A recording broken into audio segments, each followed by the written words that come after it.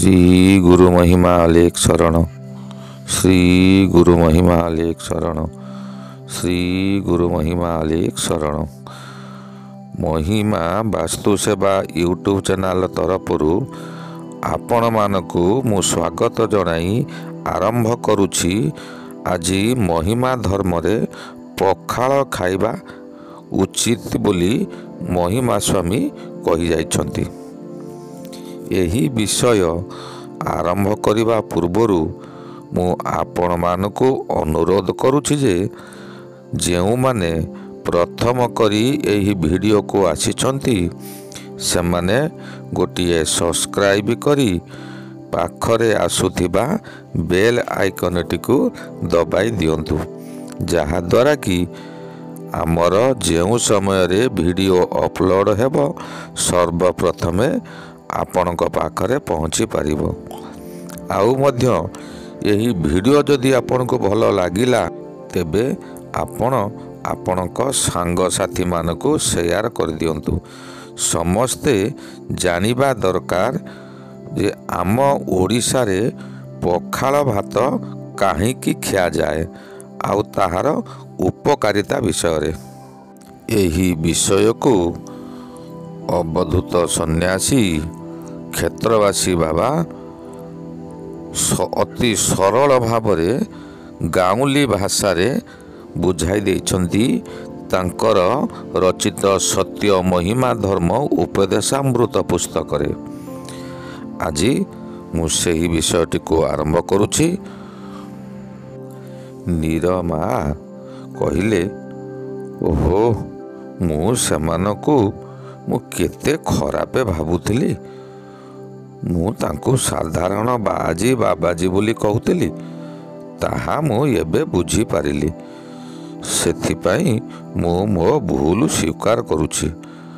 आउ गोटिए कथा, पखाल भात कथा जो कहिल, पखाल भात तो बासी। तमे तो निजे कहूच बासी जिनिस होची तामसिक आहार। एपरी निष्ठाचार साधु माने बासी पखाल किपरि भोजन करती। नीर बापा कहले, तमे साधुଙ୍କ कथा कौन कहूच? मु तो यही रात्र उपवास नहीं सकाळ चा खिया छाड़िकी पखाल अभ्यास कलेनी। ता नहेले देह सुविधा रहिबो नाही।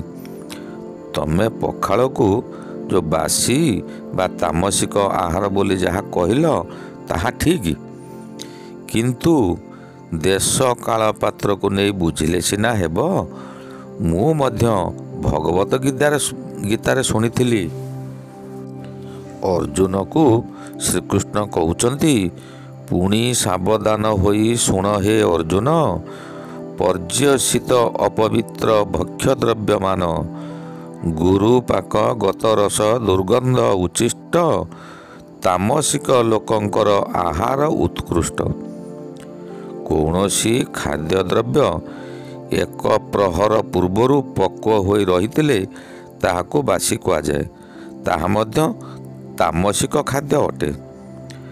तामसिक आहार द्वारा तम गुण वृद्धि पाए, तेणु ताहा भुंजीबा साधु मानक पक्षे अहितकर। किंतु आम ओडिशा राज्य बंगोपसागर उपकूल रे अवस्थित। ये देशर लोके अधिक लुणा पवन पाती। सहजे आमर भारत भूमि ग्रीष्म कटिबंधरे अवस्थित, तेणु भारत को अधिक ग्रीष्म भोग हुए। आउरी मध्य समुद्रर लुणा सकाशे उत्कल रे सम ग्रीष्म बोध हेउताए। तेणु उत्कलवासी पक्षे पखाल खाइबा सुविहित। महिमा धर्म माने रात्रि रे उपवास रहंती। प्रातः काल रे शरीर रे कौनसी खाद्य न थाए, नाड़ी गुड़िक तांकर शुष्क हो जाए। पखाल हेउची जलयुक्त थंडा खाद्य, जहाँकि क्षुदाग्नि जठर रे शुष्क नाड़ी मानकु रसयुक्त कराए। तद्वारा ଶରୀରରେ ଶାନ୍ତି ଆସେ। ଏହା ମଧ୍ୟ ଅତି ସୁବିଧାରେ ଶୀଘ୍ର ମିଳିଯାଇପାରେ।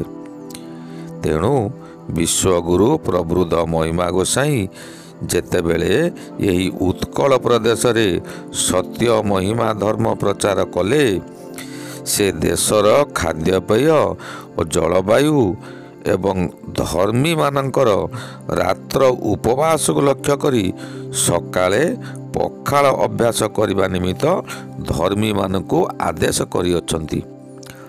ମୁଁ ଶୁଣିଛି ଜଣେ ଅଲେଖ ସାଧୁ ଗୋଟିଏ ନିଷ୍ଠାଚାର ଭକ୍ତକୁ ଗୁରୁ ଆଜ୍ଞା ସହ ଢଗଟିଏ କହୁଥିଲେ। ସେ ଢଗଟି ହେଲା, ସତ୍ୟ ଧର୍ମକୁ ଧଇଲୁ, ଖଟା ପଖାଳ ଖାଇଲୁ, ଶୂନ୍ୟ ପ୍ରଭୁଙ୍କୁ ପାଇଲୁ, ସକାଳୁ ଉଠି ଦର୍ଶନ ସାରି କ୍ଷୀର ତୋରାଣିକି ପିଇଲୁ। ଏହା କହି ତାହାର ତତ୍ତ୍ୱ ବୁଝାଇଦେଲେ।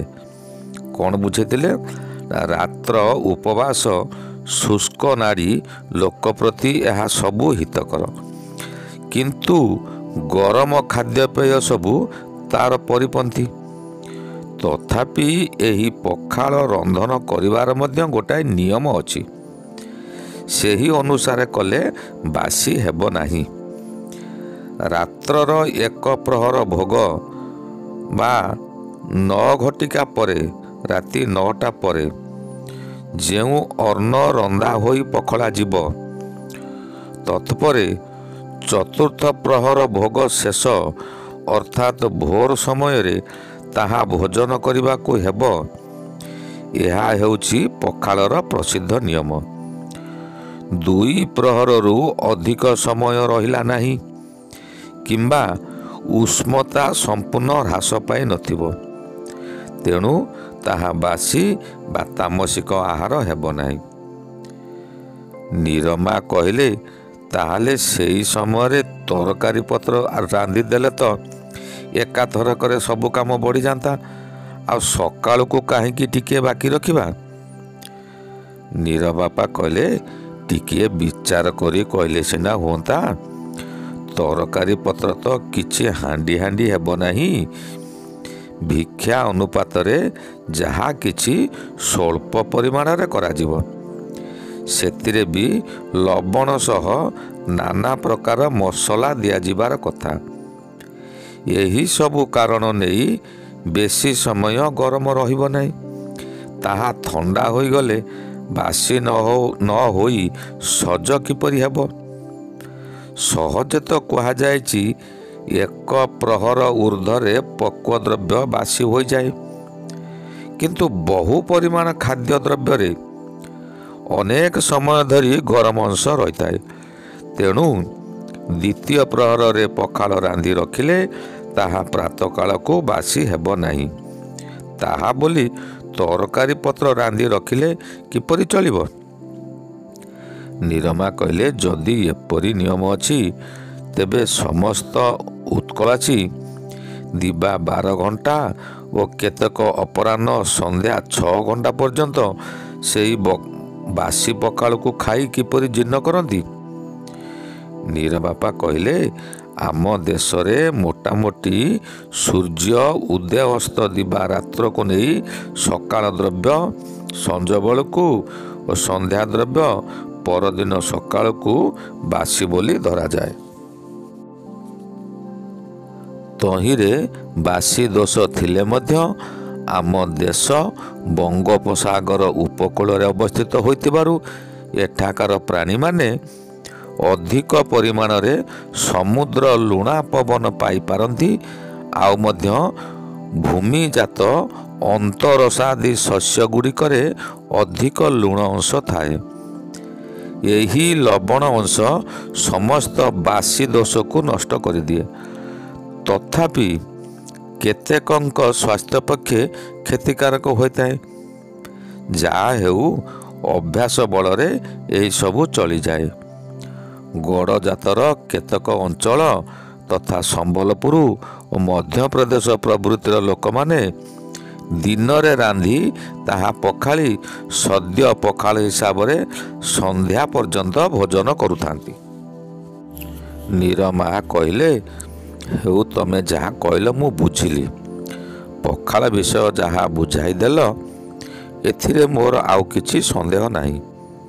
ଆଉ ଗୋଟିଏ କଥା, ସେମାନେ କୁଆଡ଼େ ଆମିଷ ଭୋଜନ କରନ୍ତି ନାହିଁ ବୋଲି ମୁଁ ଶୁଣିଛି। ତାହା ସବୁ କ'ଣ ତାମସିକ ଆହାର କି?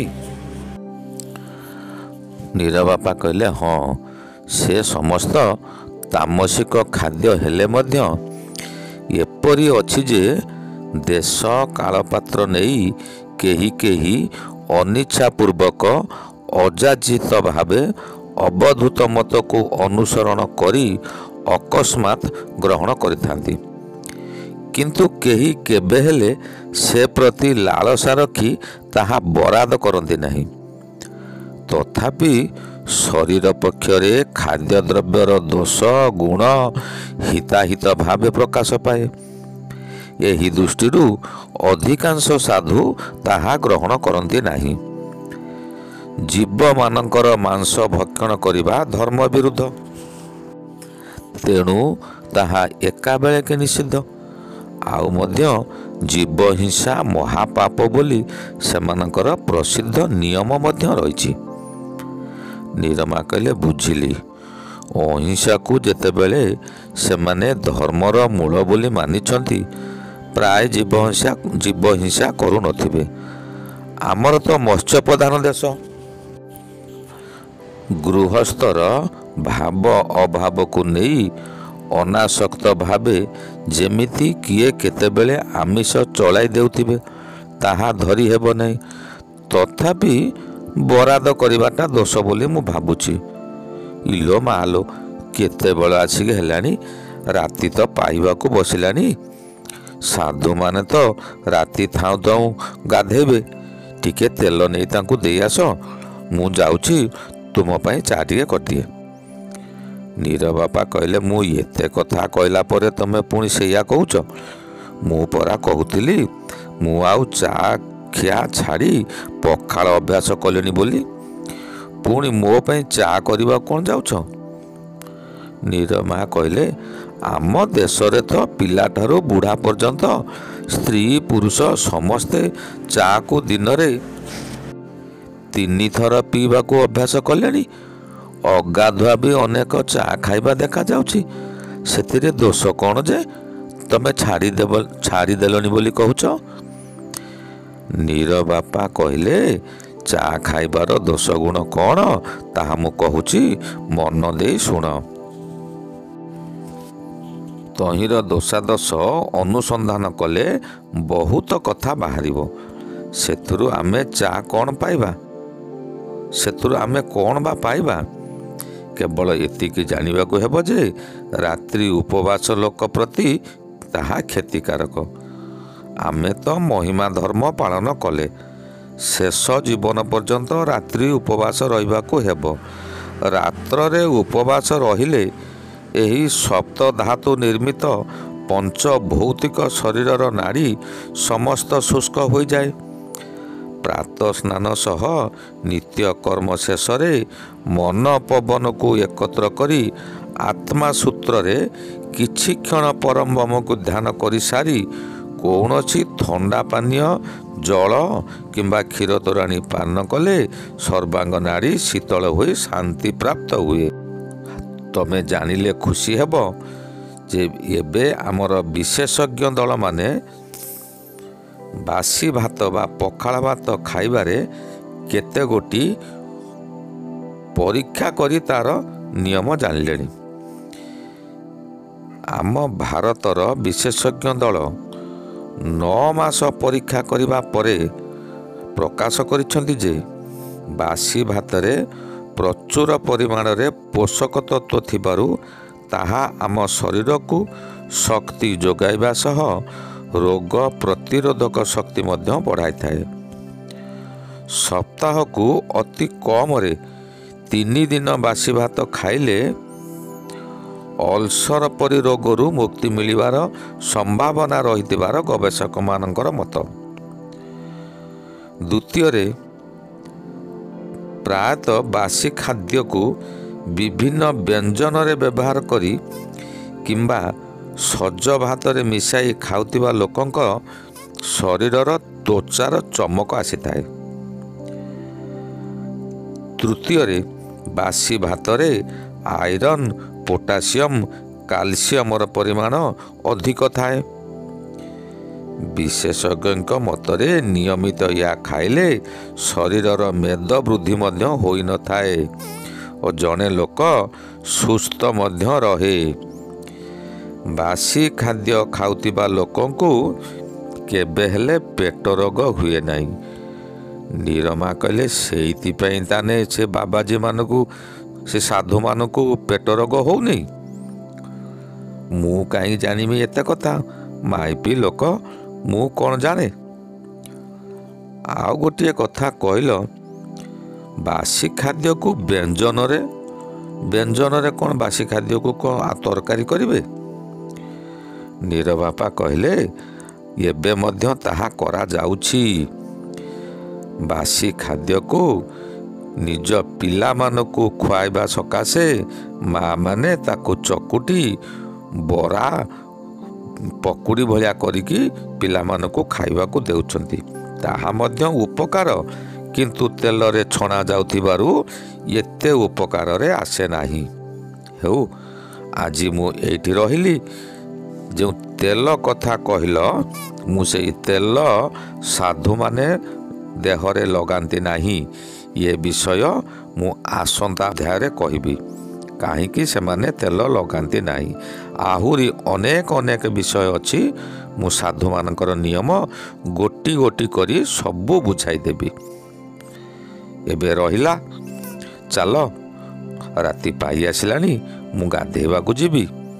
ଶ୍ରୀ ଗୁରୁ ମହିମା ଅଲେଖ ଶରଣ, ଶ୍ରୀ ଗୁରୁ ମହିମା ଅଲେଖ ଶରଣ, ଶ୍ରୀ ଗୁରୁ ମହିମା ଅଲେଖ ଶରଣ, ଶରଣ ଶରଣ।